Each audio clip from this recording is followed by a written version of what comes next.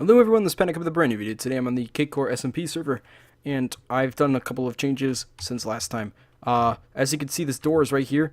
It did not used to be here. You probably didn't notice that it didn't used to be here, but basically, take my word for it, it wasn't here before. It was actually over here, but instead I've expanded this window, and I've shortened these windows so I can fit a door here, because this door didn't lead to much places. It just led to like a stairway down, and that's the stairway I used to use to get to my my auto farms and stuff. But now I have that well I can jump down, or even this ladder I can go down. So this just kind of became obsolete. So I just decided, let's just not put a door there. Instead I put the door right here because I wanted to make a nice little deck right here.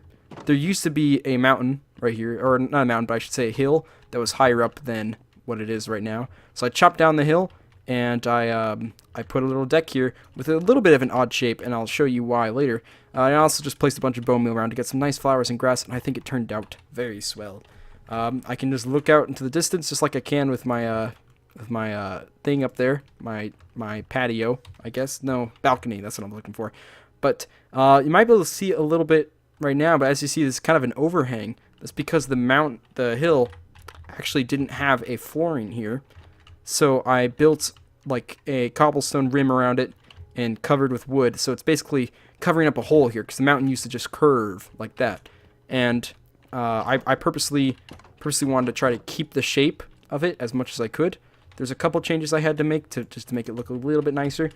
But I wanted to really make it look like there was a hole in the mountain, and I just put a deck over the hole. And I think I succeeded in that aspect. So here it is. These legs are not official. I'm not sure. I'm still working on the color scheme. That's why it looks a little bit weird having the netherrack and cobblestone. I'm trying to figure out which one of them I like more. But basically, there's these two pillars holding the deck up, and I think those look nice. And I think the placement of them looks nice, and I think of how long they are looks nice. It's not too curvy, but it's also not too straight, and I like that. And it does look like support beams to me. So I'm probably going to change the color scheme a little bit. Either make it only netherrack or only cobblestone. I'm not sure yet. I will hopefully know soon. But I like the thickness of it, and I like how straight it is, yet kind of curvy a little bit. How like the stairs and stuff make it feel a little bit more curvy. And I just overall think it looks nice, and I think it's a good addition to the house I made, the really big house. Also, oh shoot, I didn't think this over too well going down here, but basically maybe I can get up here quick because I have depth strider boots. If you looked up there, you might have saw earlier, I do have some friendly people up there. Not really people, but I got some friendly things. As you can see, I've got my dogs all sitting down. I also have that iron golem. I don't know why I couldn't think of what it was called. And there's also snow on the ground because there used to be a snow golem in here. However, I had to kill it again, to be honest. No, wait, I replaced it, though. Maybe it just despawned. It's possible it just despawned. But that's okay, I got tons of snow because something else happened, which is pretty crazy. I finally, it's not going to be as climactic as I hoped. Let's find, here it is. Finally found an ice biome, and I got a ton of ice. Oh, wow, I actually used a lot of it already. But I got so much ice because I found a really large ice biome. And I was just able to get a lot of ice, which is helpful because I've been looking for that thing for so long. I could break this with a regular pick, right? Yeah, okay. I was looking for ice, or a snow biome for so long with Ableton. Finally, on stream, actually, I found one. The stream no longer exists, though, because there's technical difficulties that I don't even want to bring up. But basically, I finally found a snow thing. It's like 20,000 blocks that way. It took me the longest time to find it. So I made it to the portal there. I came back here. And I've actually gone there twice now and got as much ice as I could. I'm going to show you some screenshots real quick. Or maybe just one screenshot. I don't know how many I took. Oh, I also found an igloo while I was over there. And I have some footage for that. I'll actually play that footage for you right now.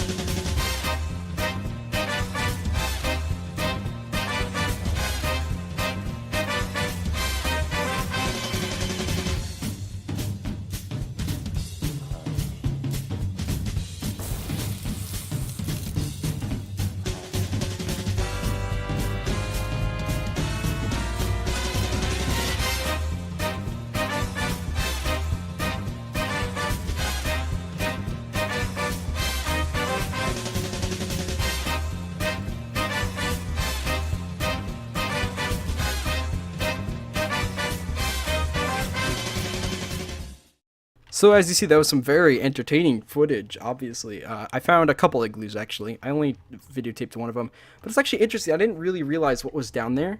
And, like, I'd seen them before in UHCs and stuff. I've never really been there, though, myself. And I finally went down there and realized that they have got, like, 2 villagers there. And one of them is a zombie villager, and it kind of teaches you how to cure a zombie villager, which is really cool because it gives you, like, the golden apple and the weakness potion stuff. Obviously, no, I think I did. I did cure one of them, I think, just for fun, even though I'm never going back there. But yeah. Anyway, it was just kind of cool to find an igloo, and I saw a couple of them later. I didn't record all of them, but that's what I did at the snow biome. Because it's large biomes, it's huge, and there's gonna be no shortage of snow if people want to build in the snow. However, it's just so hard to get to because it's like 20,000 blocks away, like I said earlier. But I was able to get ice, and this is the first thing, one of the first things I started doing with this ice. As you see, the stronghold portals over here and the desert portal. And I can move uber fast in here with the trapdoors and the ice. Oh, I missed the trapdoor there. Ran out of trapdoors, but I still got some ice here. As you can see, I'm going very fast even without the trapdoors. And once I add trapdoors, I'm going to go even faster. Basically, if we keep going down this way, eventually, yeah, right here I ran out of ice that I brought with me. I still have some more. The problem is, this requires so much ice to do these things. But eventually, hopefully I can also put an ice pathway down here. And if you get to the end of the tunnel and you take it right, you'll find the end portal. It's basically just a quicker way to get to the end portal because I know that a lot of us use Daniel's XP farm in there, and it would just be really easy if we get there faster. And ice with trapdoors is in the nether is one of the fastest ways of traveling in Minecraft. I think technically now the fastest is flying. I think flying in the nether, but I'm not sure. Yeah, I think that's what Ant Venom said. Is that's the fastest way. If you get like on top of the bedrock and you just fly, then you can get like anywhere pretty much. But this is still extremely fast, and I'm glad I have some ice to do it. Problem is that even trapdoors, just making a bunch of trapdoors takes up so much wood because you need 2 for every block. Well, I guess you could just do one-way pathways, but the problem is you run into walls a lot and you'd get slowed down. So 2 is nice. It also just more open.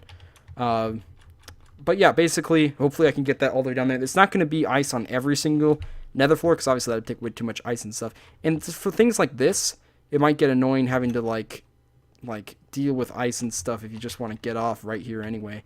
So, this main area where all these portals are, like Seth's farm and Daniel's home, which is right here, and then village portals over there. There's also a naked sheep that came from the village portal, because I recently sheared some sheep over there.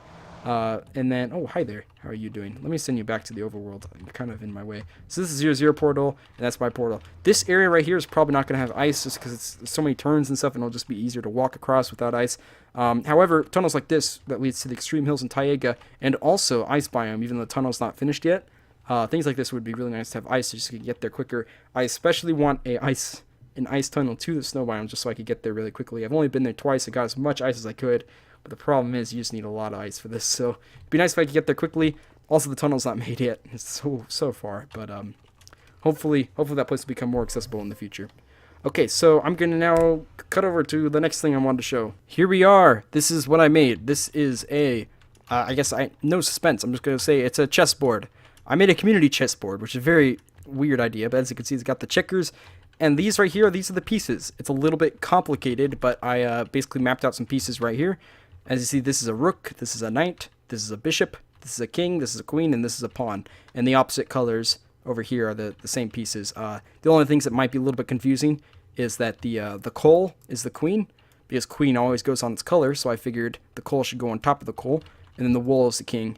And it's the same over here. Wool is the king over here, but the queen is the quartz block, because queens always go on its color. So hopefully that's like the only really confusing part. Everything else is kind of like easy to know once you figure out what these pieces are. This is the rook, this is the knight, this is the bishop, and these I picked the stairs as knight because it kind of looks like a horse, I guess. Not really, but like, I don't know. This is something I thought of. But yeah, it's pretty simple. If you know how to play chess, you just move pieces to the thing. So you just like, if I want to move this pawn up, as you can see, it's not my turn. But if I move this pawn up and I want to move it up 2 places, because the pawn could do that for the first movement, I can just put it right there, and it's very easy to tell where your pieces are.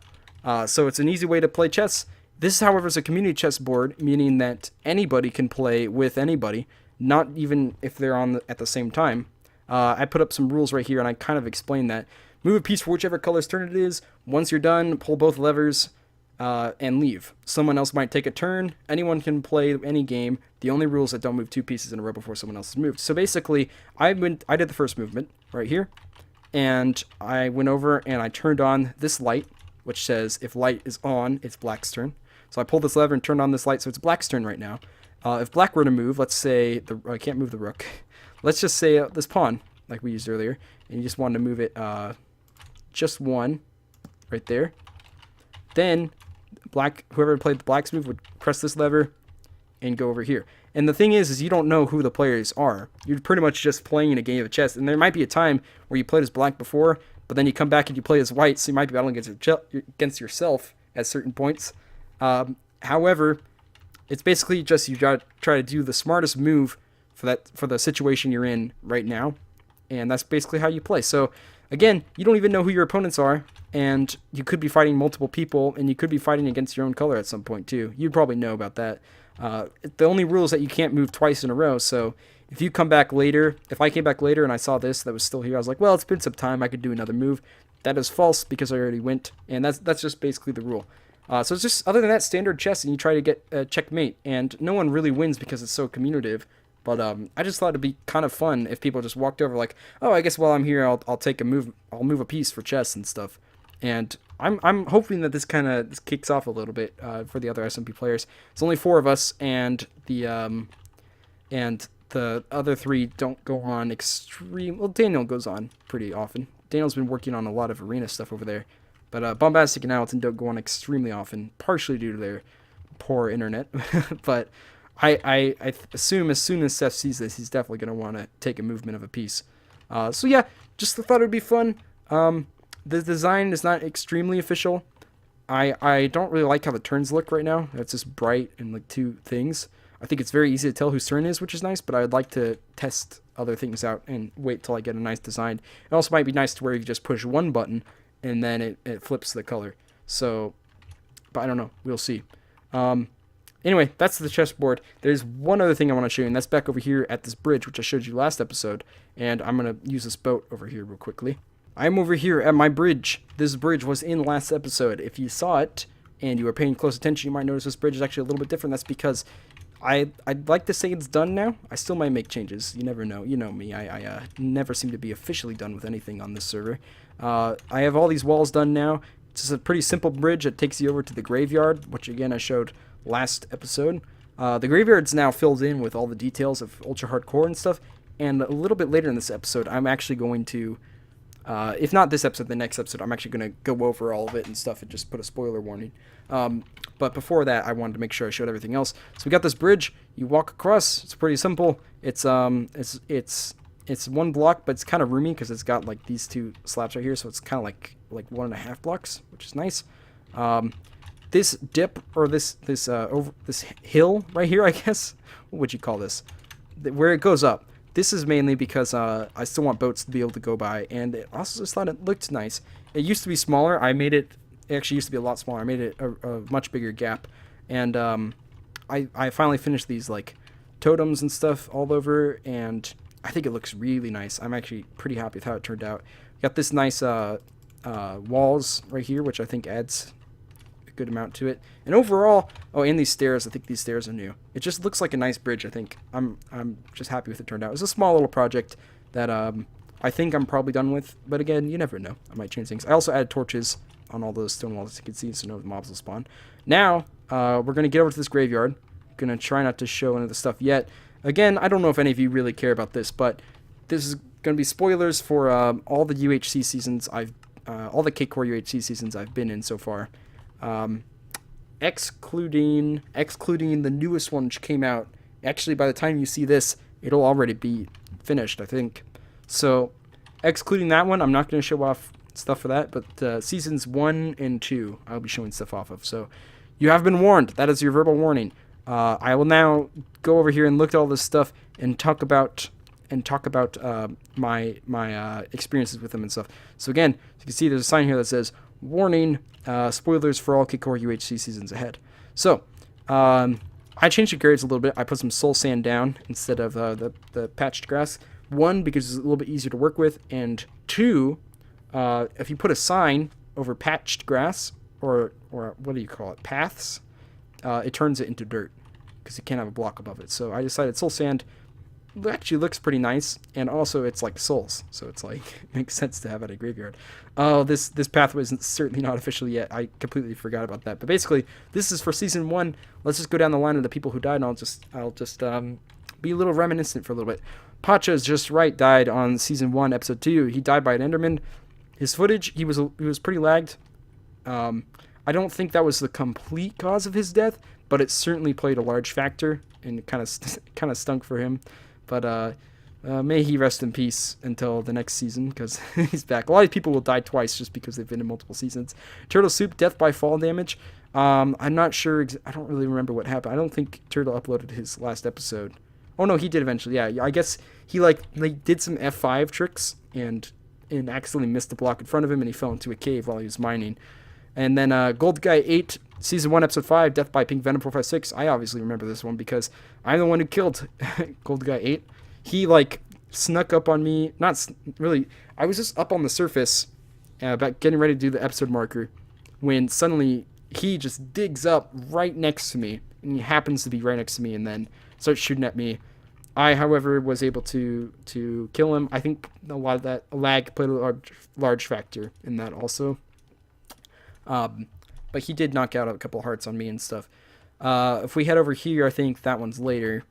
Yes, the episode after that, while I was gathering Danster's stuff, I blew up by a creeper, which really sucked, and that's how I died. It's really it was 1 minute after the next episode. That really stunk. And then Nintendo Joe, who was in Season 1, Episode 7, he died by Alton because of the meetup. Alton got one hit on him because he was pretty low. And then Alton was the victor. So that's pretty neat. If we walk over here, Season 2, Episode 3, Joe was the one who died first because he didn't find a teammate. And this was a love at first sight scenario. He didn't find a teammate and he died by a skeleton, which is unfortunate. He started whacking with his pickaxe and he was spam hitting, so there was no way he was going to take that thing out. Joe is not a hardcore UHC player. Alton died on Season 2, Episode 5, Death by Bombastic. I was on Bombastic's team. I did a little bit of damage, I think, to Alton, but not Turtle, his teammate. And then Bombastic was able to knock him out for good.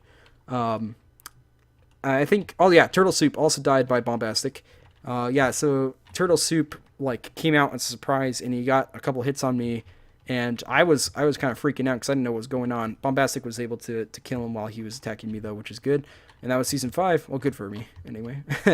Kazmic died on Season 2, Episode 6. He died by James Douglas. I think James Douglas shot him. Dancer and James Douglas ran into them and started shooting them with their bows.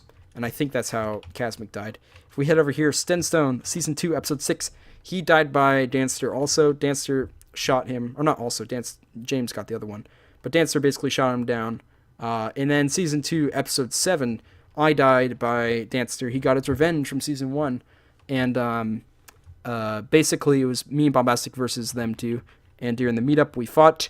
There's a lot of bow shooting going on. And at the very last second, we had enchants, but they had so much healing, and they were able to heal a lot. Seth and I couldn't heal at all, and it was a really fair fight, and I just died. And then Bombastic died over here too, also by Gold Guy. After that, it was a 2v1. Both of them still at pretty decent health just because they can heal, but so they were able to get Bombastic. And again, it was enchants versus healing, and it was a very interesting turnout. It was very, very fair, I thought. So the victors were Dancer and James and Douglas. Congrats on them finding each other and making a good team. Okay, so after that, that's all that's been told so far. Season 3, all of it will be out by now, but just in case, I don't want to share who won or lost or whatnot. So you guys might have to check that out for yourself. Eventually, I'll probably share. But it was just kind of nice going down these 2 seasons. There's also Season 2.5. I didn't put that in here because it wasn't an official season. I might put something for it, though. Maybe put it, underground in, in one of those tunnels. What do you call that? I don't remember what they call it. The tunnels of dead people. I don't know. I would like to have some kind of nod towards it. But seasons 1 and 2, it was nice just to come back here and remember all that stuff. Thing is that I've loved these Cakecore UHCs, and season 3 was just a lot of fun. And that's been on my mind lately, so I just wanted to revisit that. Anyway, that's all for today. Thank you guys all so much for watching. I know this is probably a little bit of a shortened episode. Or then again, maybe not because of the igloo footage. I'm not sure. But yeah, thank you guys so much for watching. Make sure you check out all these other respective channels and stuff. Check out the UHCs. Check out the one that just came out recently, which was because it's awesome and it's a lot of fun. Okay, that's all. Thank you. Goodbye. So long.